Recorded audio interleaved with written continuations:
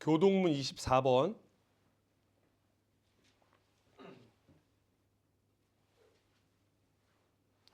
시편 46편을 다 함께 교독하겠습니다.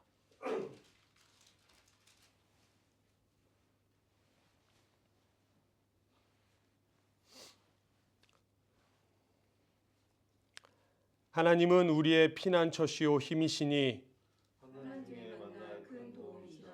그러므로 땅이 변하든지 산이 흔들려 바다 가운데에 빠지든지 바닷물이 솟아나고 뛰놀든지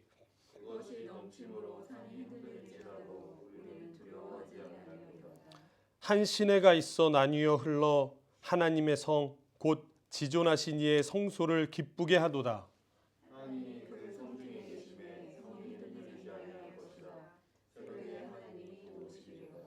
그가 땅 끝까지 전쟁을 쉬게 하시며 이르시기를 너희는 가만히 있어 내가 하나님 됨을 알지어다.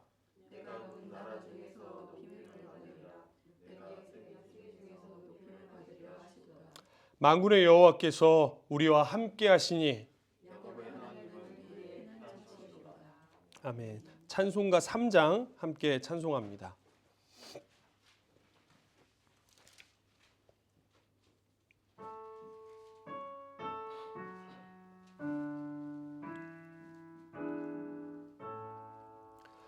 성부 성자와 성령 찬송과 영광 돌려보내세 태초로 지금까지 또 영원 무궁토록 성삼위께 영광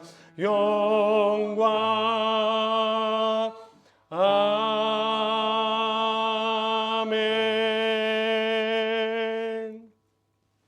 자리에 앉아주시기 바랍니다. 우리 다 함께 하나님 앞에 기도드리겠습니다.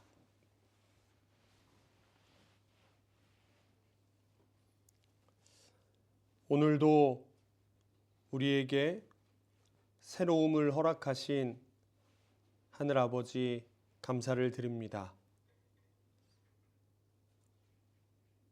늘 맞이하는 익숙한 풍경과 그리고 익숙한 사람들, 그 익숙함이 때로는 우리에게 감사함을 앗아가기도 합니다. 늘 같은 것을 볼 수 있고 같은 사람들과 눈을 맞출 수 있다라는 것이 하나님 그 평범함이 우리에게는 주어진 신비이고 그 일상이 하나님께서 우리에게 베풀어 주신 은총임을 기억하게 하여 주옵소서. 이 은총이 우리의 삶에서 사라져서 하나님 우리는 늘 불만과 불안과 그리고 욕망에 한없이 흔들리며 살아가는 것 같습니다.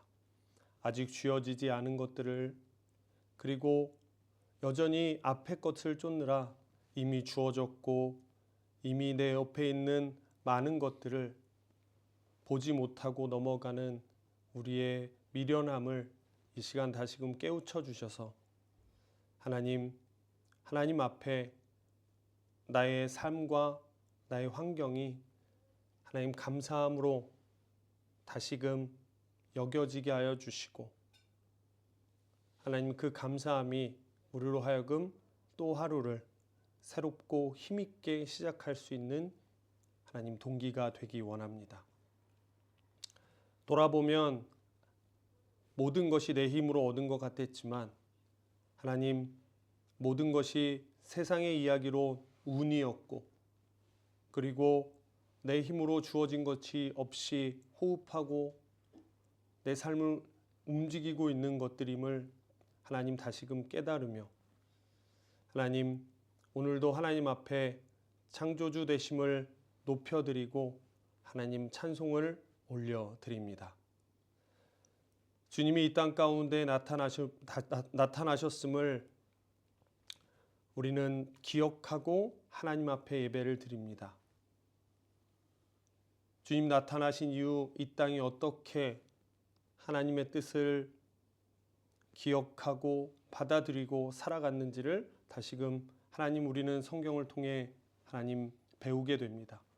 예수님께서 이 땅에 오셨던 것은 단순히 우리를 천국으로 데리고 가기 위한 그뿐만이 아니라 그 안에 감추어져 있었던 예수님께서 가르쳐 주셨던 하나님과 그리고 그 하나님이 어떤 분이신지를 그리고 그리스도인이 어떻게 이 땅을 살아가야 되는지를 하나님 우리는 잊고 살아갑니다. 주연후 예배를 드리는 우리 가운데 예수님께서 찾아오셔서 진정 하나님의 사랑을 우리 마음 가운데 알려주시고 하나님이 주시는 위로와 평화를 우리 가운데 전하여 주시옵소서. 그리하여 참된 그리스도인으로 하나님 이 세상에 당당히 하나님 승리하며 기뻐하며 살아갈 수 있게 하나님 우리에게 은총 베풀어 주시옵소서. 지난 한 주 하나님 힘들게 또 각자의 삶에서 어떤 이는 버티며 어떤 이는 감사하며 살았습니다. 특별히 감사하기는 하나님 우리의 교회의 많은 이들이 누군가의 삶과 영혼을 위해 자신을 내어드리는 시간들, 하나님 우리의 몸은 쇠할지라도 누군가의 생명이 꽃피우는 것이 하나님 우리에게 참된 기쁨임을 예수 그리스도께서 보여주셨고 그것을 따름이 우리에게 기쁨이 됨을 하나님 기억합니다. 시간이 지나면 못할 일들이고 나만을 생각하면 못할 일이었지만 그래도 하나님 쓰여질 수 있음에 감사했고 세상의 가치를 따라가다 썩어져 가는 것이 아니라 하나님이 주신 일들을 감당하며 우리의 삶이 하나님 앞에 닳아 없어지는 그 영광이 우리 가운데 있기를 하나님 간절히 원하고 그 시간이 우리에게 주어졌음에 감사를 드립니다. 하나님 우리의 평생의 삶이 하나님과 동행하며 그 기쁨을 누리는 삶 되게 하여 주옵소서. 오늘도 우리를 하나님의 아들이라 부르시고 하나님 이 자리에 초대해 주신 예수 그리스도의 은혜에 감사를 드리며 예수 그리스도의 이름으로 기도합니다. 아멘.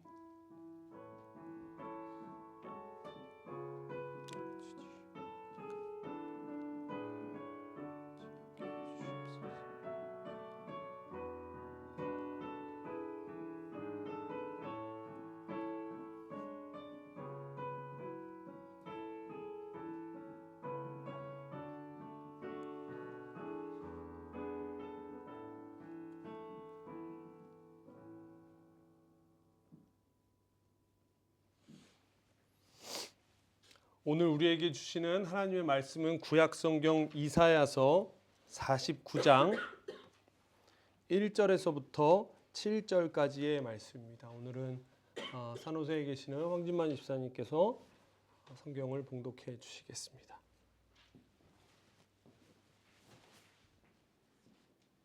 나를 들어라. 너희 먼 곳에 사는 민족들아 귀를 기울여라. 주님께서 이미 모태에서부터 나를 부르셨고 내 어머니의 태 속에서부터 내 이름을 기억하셨다. 내 이름을 날카로운 칼처럼 만드셔서 나를 주님의 손 그늘에 숨기셨다. 나를 날카로운 화살로 만드셔서 주님의 화살통에 감추셨다. 주님께서 내게 말씀하셨다.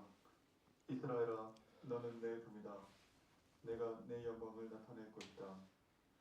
그러나 나의 생각에는 내가 한 것이 모두 헛을 것 같았고 쓸모없고 험한 일에 내 힘을 허비한 것 같았다. 그러나 참으로 주님께서 나를 올바로 심판하여 주셨으며 내 하나님께서 나를 정당하게 구성하여 주셨다. 내가 태어나기도 전부터 주님께서는 나를 그의 종으로 삼으셨다. 야곱을 주님께로 돌아오게 하시고 흩어진 이스라엘을 다시 불러 모으시려고 나를 택하셨다. 그래서 나는 주님의 귀한 종이 되었고 주님은 내 힘이 되셨다. 주님께서 내게 말씀하신다. 주님께서 이렇게 말씀하신다. 내가 내 종이 되어서 야곱의 지파들을 일으키고 이스라엘 가운데 살아남은 자들을 돌아오게 하는 것은 내게 오히려 가벼운 일이다. 땅 끝까지 나의 구원이 미치게 하려고 내가 너를 뭇 민족의 빛으로 삼았다. 이스라엘의 속량자 거룩하신 주님께서 남들에게 멸시를 받는 사람, 여러 민족들에게 미움을 받는 사람, 통치자들에게 종살이하는 사람에게 말씀하신다. 왕들이 너를 보고 일어나서 예를 갖출 것이며 대신들이 또한 보복할 것이니 이는 너를 택한 이스라엘의 거룩한 하나님 신실한 나 주 하나님 때문이다. 아멘.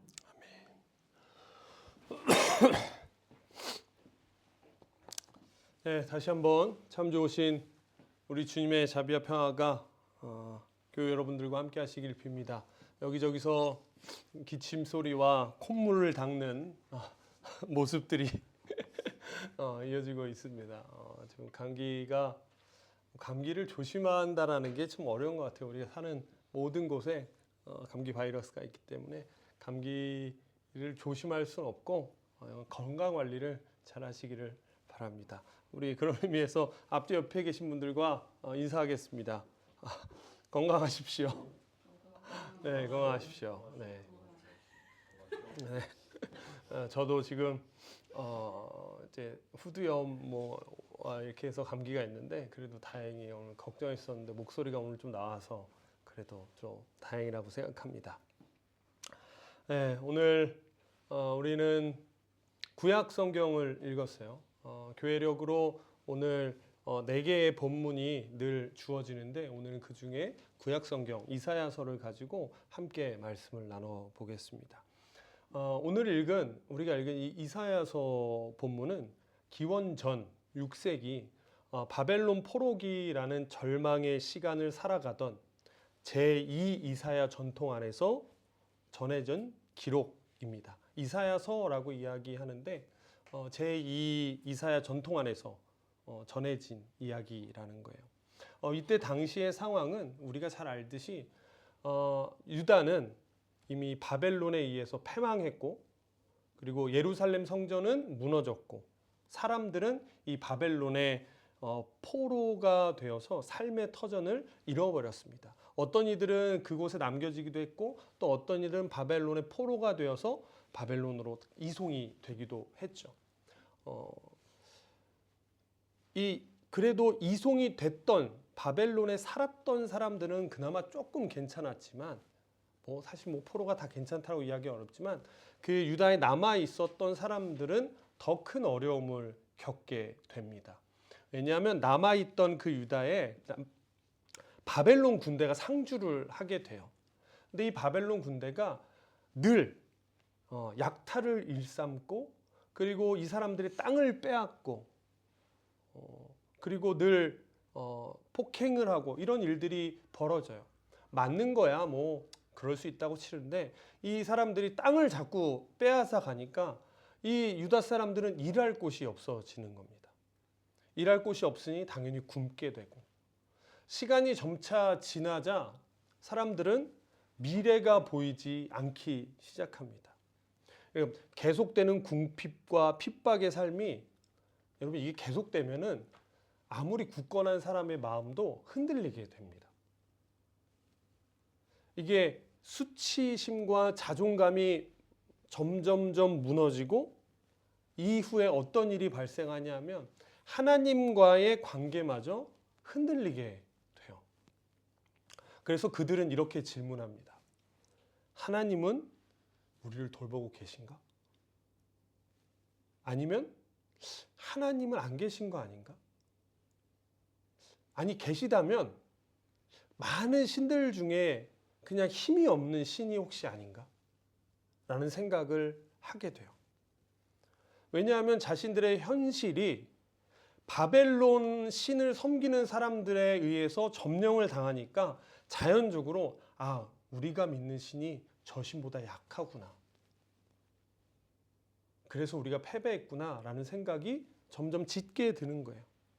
바벨론 신들 앞에서 우리의 하나님은 패배한 것처럼 보였고 하나님과의 언약은 깨어진 약속처럼 느껴졌습니다.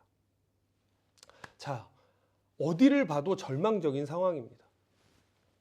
이런 절망적 한가운데서 오늘 이사야 선지자는 굉장히 납득하기 어려운 고백을 합니다. 우리 1절 한번 다 같이 볼까요? 1절 다 함께 읽겠습니다. 시작. 너희 섬들아 내 말을 들으라. 먼 곳에 사는 민족들아 귀를 기울이라. 주님께서 이미 모태에서부터 나를 부르셨고 내 어머니의 태 속에서부터 내 이름을 기억하셨다라고 이야기해요.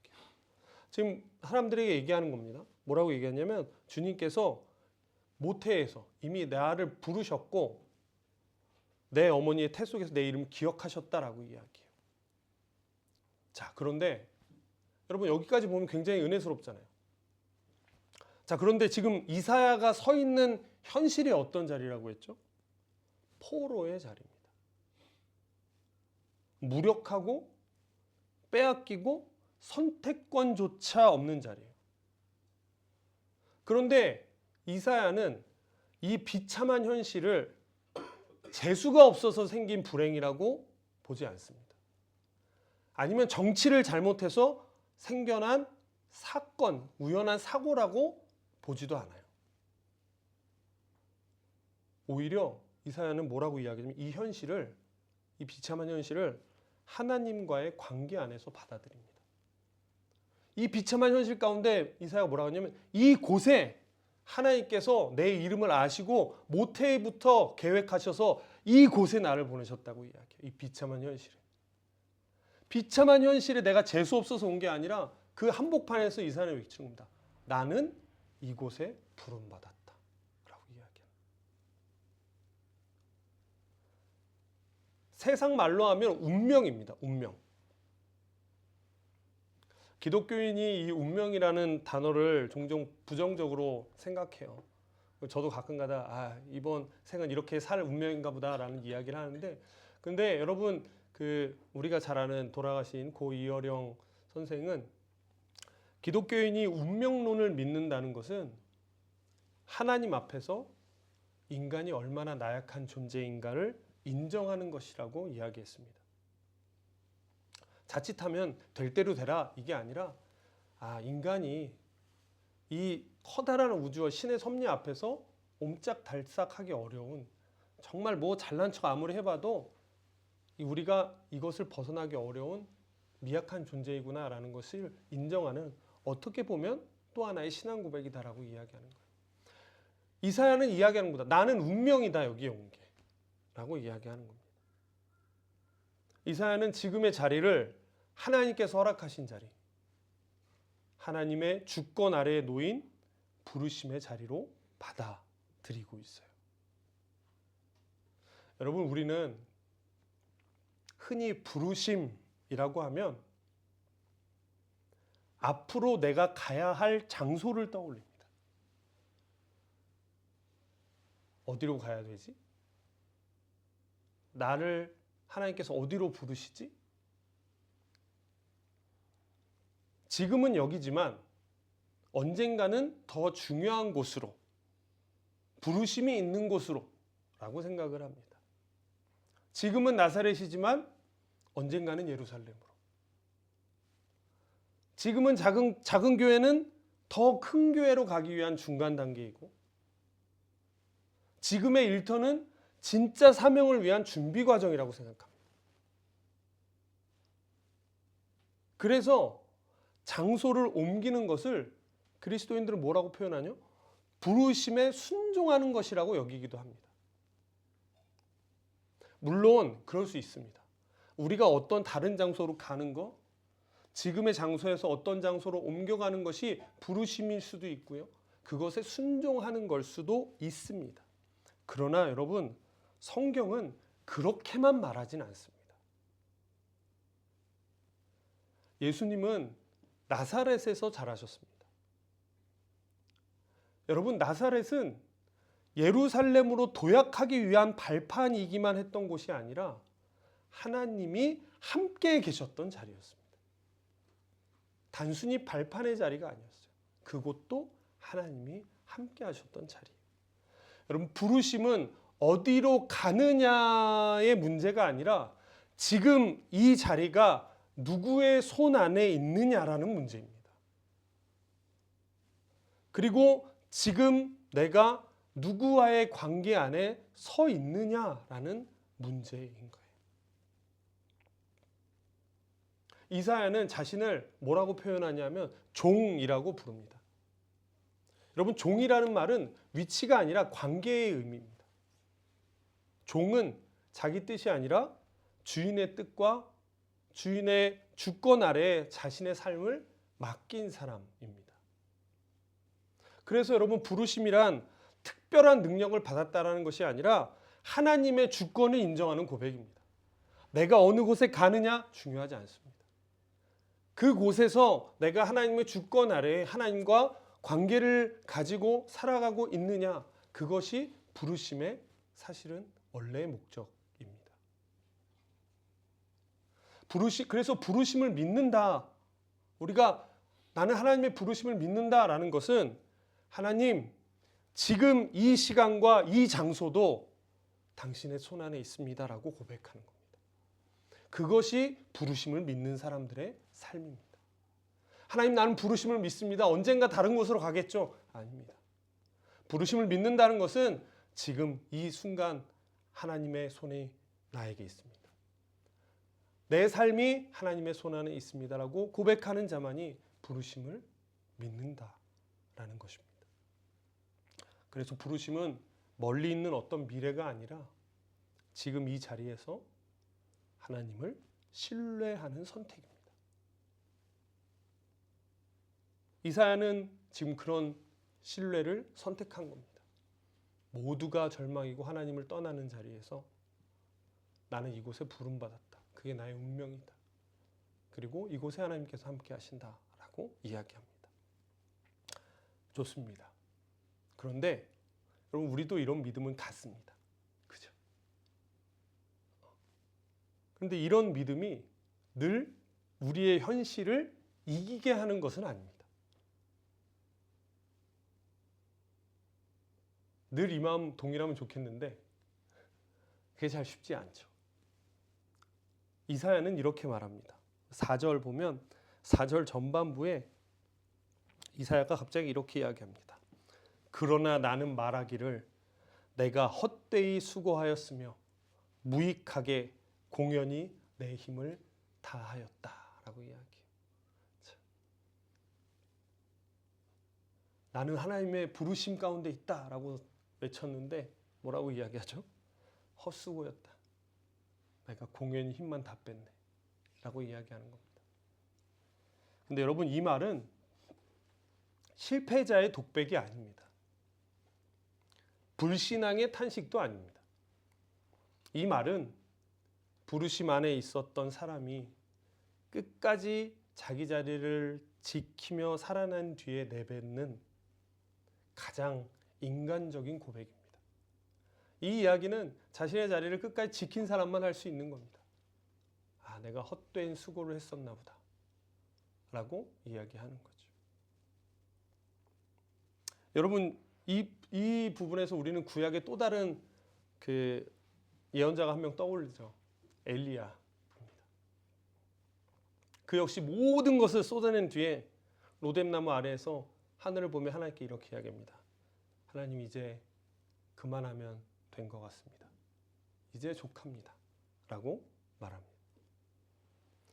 여러분, 우리의 삶에도 이런 시간이 찾아옵니다. 기도는 메아리처럼 돌아오고 하나님의 음성은 멀게 느껴지고 내가 지금 뭘 하고 있는 거지라는 질문이 마음에 남을 때가 있습니다. 그런데 이사야는 여기서 멈추지 않습니다. 4절 하반절에서 그는 이렇게 이야기합니다. 그러나 나에 대한 판단은 여호와께 있고 나의 보응은 나의 하나님께 있다라고 이야기해요. 방금 전까지 내가 헛되이 수고했다라고 말하던 사람의 입에서 나온 고백이라고 믿기 어려운 말입니다. 여기까지 보면 이사야가 약간 조울증인가 싶기도 해요. 막 이랬다가 훅 떨어졌다가 막 또 이야기하죠. 다음에 뭐라고 해요? 내 판단은 여호와께 있다 하면서 또 다시 이야기합니다. 저는 여기를 보면서 그런 생각했어요. 도대체 무슨 일이 있었을까? 갑작스러운 무슨 체험이 있었나? 라는 생각을 했는데 본문은 아무것도 말하지 않습니다. 그 체험이 있었다고 이야기하지도 않아요. 상황도 바뀌지 않았고 환경도 아무것도 바뀐 게 없어요. 뭐 하나님이 임했다라는 한 줄이라도 있으면 아, 체험이 있었으니까 그랬구나라고 할 텐데 그런 것도 없어요. 갑자기 이야기하는 겁니다. 여러분, 이것은 감정의 변화가 아닙니다. 저는 그렇게 생각해요. 이사야가 갑자기 아, 그래, 다시 해야지 라고 감정의 변화가 일어난 건 아닌 것 같습니다. 체험의 고백도 아닙니다. 그 순간 어떤 체험을 해서 다시 힘을 낸 거, 그것도 아닌 것 같아요.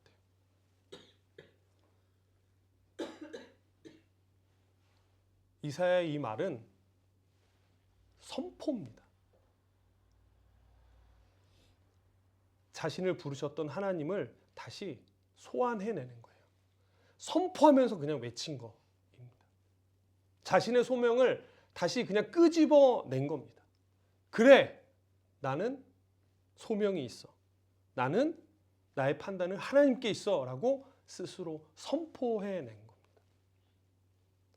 마치 시편 기자가 절망 속에서 내 영혼아 여호와를 찬양하라라고 자기 자신에게 소리쳤듯 이사야는 지금 자기 자신에게 외치고 있는 겁니다.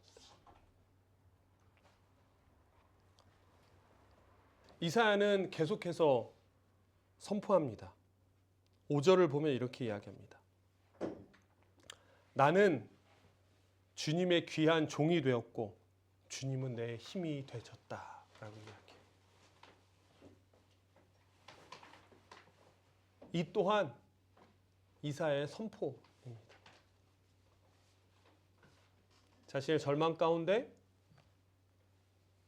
이사야는 자기에게 외치고 세상을 향해 외치는 겁니다. 하나님께서 나를 보응하신다. 하나님이 나의 힘이 되신다 라고 외치는 거예요. 사랑하는 성도 여러분, 부르심을 받았다고 흔들리지 않는 것은 아닙니다.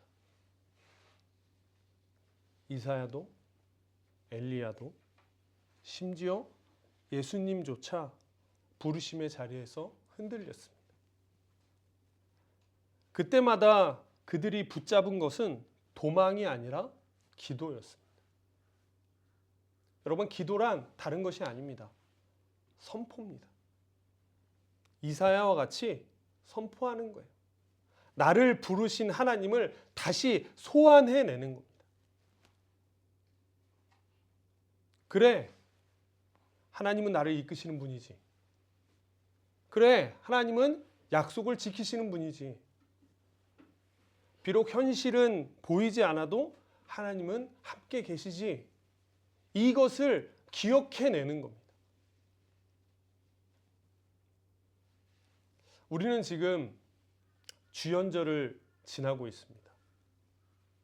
주연절은 예수님께서 이 땅에 자신을 드러내신 시기입니다. 성경은 이것을 임마누엘이라고 표현하죠. 하나님이 우리와 함께 하신다는 뜻입니다. 여러분, 이 고백은 하나님이 우리와 함께 하신다라는 이 고백은 하나님이 우리 사는 세상을 완벽하게 만들어 주시겠다라는 약속이 아니라 완전하지 않은 이 세상 한가운데에서도 하나님께서 함께 하시겠다라는 약속입니다.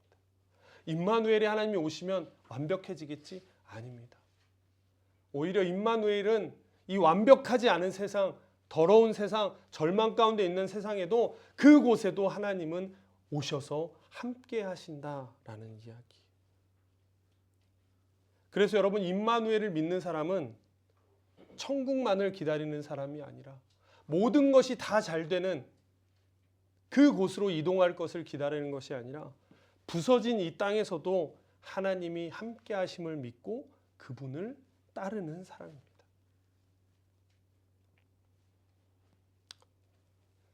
오늘 읽은 이 말씀 이후 이사야는 자신이 이방의 빛으로 택함 받았다는 처음의 부르심을 다시 붙잡고 일어납니다. 6절 하반부를 보면 이야기합니다. 나는 이방의 빛으로 하나님께서 부르셨다. 자신의 처음의 부르심을 다시 붙잡고 선포하며 지금의 이 자리에서 나의 부르심을 기억해내는 겁니다. 오늘 이 말씀은 이방의 빛이 되어라 라는 말씀입니다.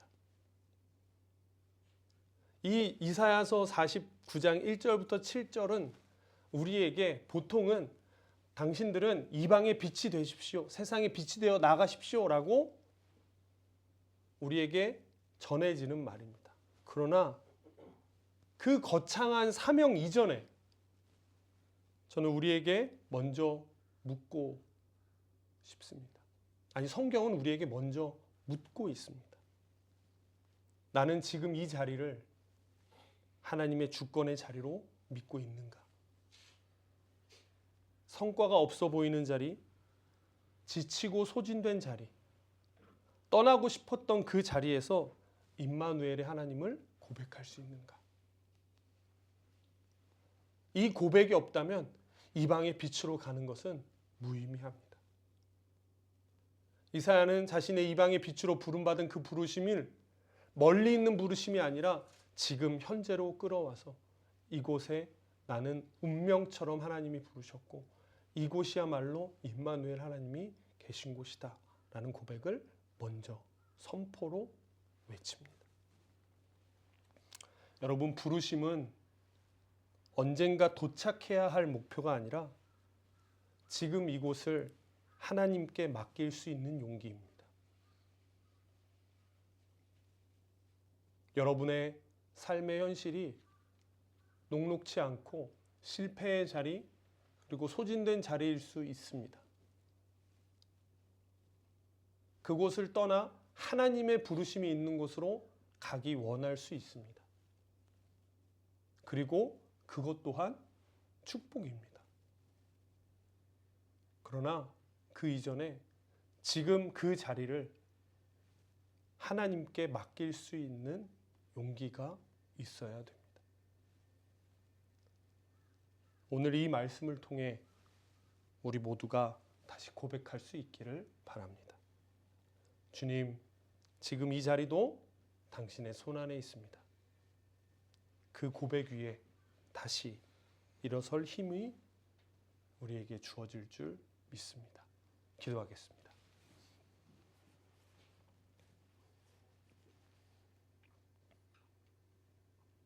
하나님,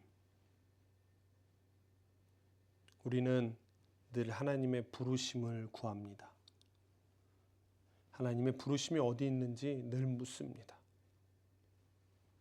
그것은 지금 나의 자리가 힘이 들고 소진되어져 있고 때로는 실패의 자리처럼 여겨지기 때문일 겁니다.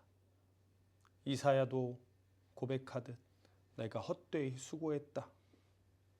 내 열심이 무의미했다라고 절망 가운데 내뱉는 가장 인간적인 고백일 겁니다. 그러나 이사야는 그곳에서 다시금 하나님의 부르심을 소환해냅니다. 내 보응은 하나님께 있다. 하나님은 나를 지키시고 나를 이끄신다 라고 자신의 부르심과 하나님의 함께하심을 절망 가운데서 입으로 선포하고 용기를 내게 됩니다. 하나님, 우리 또한 그러합니다. 지금 있는 이 자리에서 각자의 자리가 하나님의 함께하심을 믿을 때 우리는 부르심을 믿게 됩니다. 하나님의 부르심 먼 곳에 있는 것이 아니라 지금 이 자리에 하나님의 함께하심이, 하나님의 손이 이 자리에 함께하심을 믿고 하나님을 신뢰하는 선택이 부르심인 줄 믿습니다. 이곳에서 하나님의 부르심 앞에 현실을 살아내고 이곳에서 하나님의 약속을 믿고 하나님의 주권의 자리로 고백할 수 있는 우리 되게 하여 주옵소서. 언젠가 도착해야 될 목표를 나아가다 하나님이 함께 하시는 지금을 잊지 않게, 잃어버리지 않게 하여 주시옵소서. 주님께 머리를 숙이고 기도하는 우리 모두에게 이사야의 고백이 있기 원합니다. 주님, 이 자리도 당신의 손안에 있습니다 라고 고백할 때 하나님 우리에게 새 힘과 용기를 허락하여 주시옵소서. 예수 그리스도의 이름으로 기도합니다. 아멘. 네, 이 시간 여러분을